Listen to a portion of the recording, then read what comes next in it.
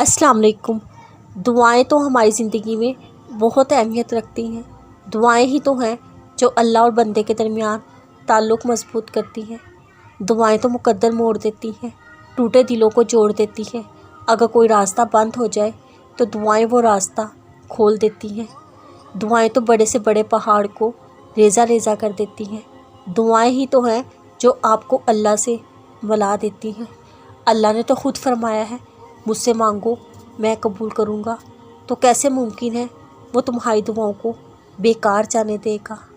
जब यकीन के साथ तुम दुआ मांगते रहोगे तो बेरा तुम्हारी दुआओं पे कौन ज़रूर कहेगा।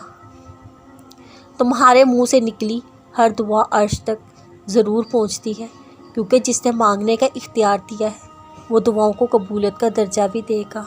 मांगते जाओ अपने रब से, वो ज़रूर सुनेगा, क्योंकि दुआएं ही तो हैं जो मोज़े करने की ताकत रखती हैं। दुआएं तो नामुमकिन से मुमकिन का सफ़र है। बस अपने रब पे तवक्कुल रखो, वो तुम्हारी सुनेगा भी और अता भी करेगा।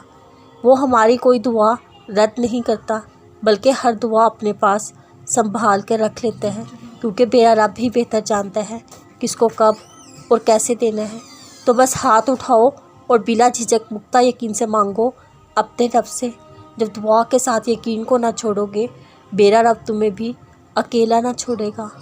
मौज़े तब होते हैं जब दुआएं कबूल होती हैं। दुआएं तब कबूल होती हैं जब अल्लाह पर तवक्कुल होता है। तवक्कुल तब होता है जब उस रब पे पुख्ता यकीन होता है। यकीन तब आएगा जब रब की रज़ा में राज़ी रहोगे। उसकी रज़ा में राज़ी रहोगे तो मंजिलें आसान होंगी। मंजिलें आसान तब होंगी जब अल्लाह पे भरोसा और उम्मीद होगी। जब भरोसा और उम्मीद होगी तो दुआएं कबूल होंगी। जब दुआएं कबूल होंगी तो फिर मौज़े होंगे। जब वो कुन कहता है, दुनिया की सारी ताकतें फ़याकुन करने के लिए मुतरिक हो जाती हैं।